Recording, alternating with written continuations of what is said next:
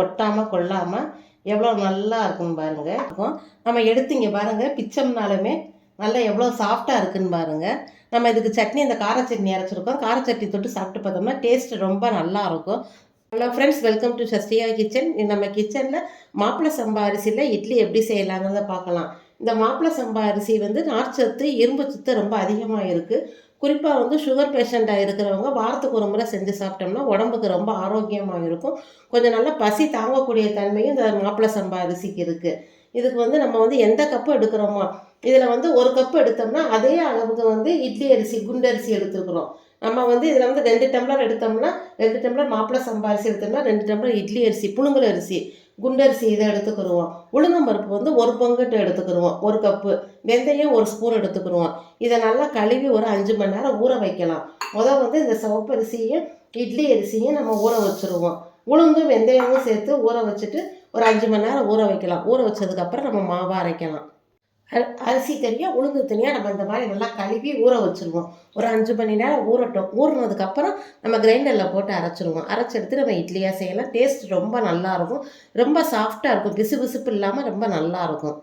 இப்போ அரிசியும் பருப்பும் நல்லா ஊறிடுச்சு. இங்கே பாருங்கள், 5 மணி நேரம் ஆகிருச்சு. இப்போ முதல்ல நம்ம வந்து உளுந்தை போட்டு அரைச்சிருவோம். அரைச்சதுக்கப்புறம் அரிசியை சேர்த்து அரைக்கலாம். கிரைண்டரில் நல்லா மாவு பொங்க நம்ம அரைக்கலாம். உளுந்து இந்த மாதிரி நம்ம நல்லா அரைச்சி எடுத்துக்கிடுவோம். பொங்க அரைச்சி எடுத்துக்கிடுவோம். அடுத்து நம்ம ஊற வச்சிருந்த அரிசியை சேர்த்து அரைக்கலாம்.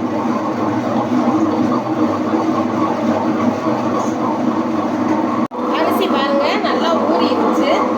5 மணி நேரம் ஆயிடுச்சு. இப்போ அடுத்து நம்ம கிரைண்டர்ல அரிசியை சேர்த்து அரைச்சிருவோம்.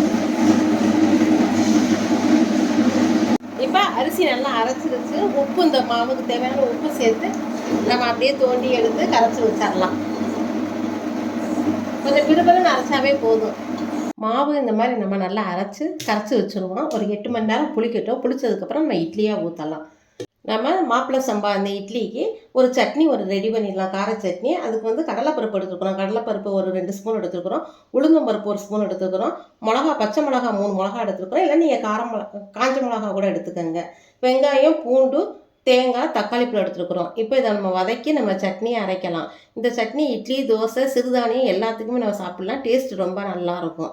நம்ம கடாயை வச்சு 1 ஸ்பூன் எண்ணெய் ஊற்றிருக்கோம். கடலை எண்ணெய் தான் சேர்த்துருக்கோம். முதல்ல நம்ம எடுத்து வச்சுருந்த கடலைப்பருப்பை வந்து நல்லா செவக்க வறுத்து எடுத்துக்கிறோம். அடுப்பை வந்து மீடியம் ஃப்ளேம்லேயே வச்சு வறுக்கலாம்.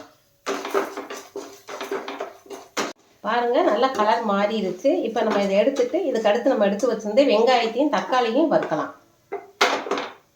இப்போ வெங்காயம், தக்காளி நல்லா வதங்கிடுச்சு.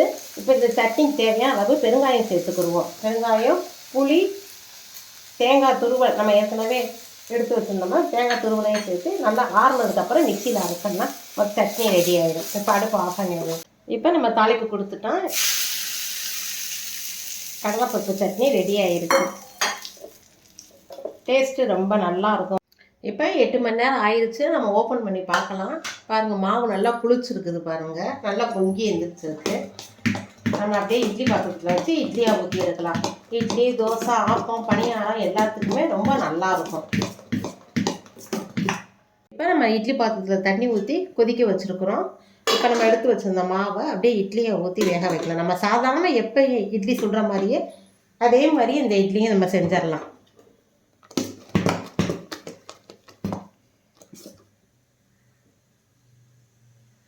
ஒரு 10 நிமிஷம் வந்தால் போதும், உங்களுக்கு மாப்பிள்ளை சம்பா அரிசி இட்லி ரெடி ஆகிடும். இந்த மாவில் கொஞ்சம் தண்ணி கலந்து நம்ம தோசை மாதிரி ஊற்றி எடுத்துக்கலாம். டேஸ்ட்டு ரொம்ப நல்லாயிருக்கும். ஒரு 10 நிமிஷம் மூடி நம்ம வேக வச்சிடலாம்.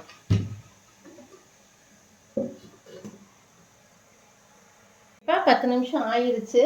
நம்ம ஓப்பன் பண்ணி பார்க்கலாம். இட்லி பாருங்கள் நல்லா வெந்திருக்குது. தண்ணி எடுத்து இப்படி தொட்டு பார்த்தோம்னாங்க நல்லா சாஃப்டாக இருக்குது. இப்போ நம்ம இட்லி எடுத்துடலாம்.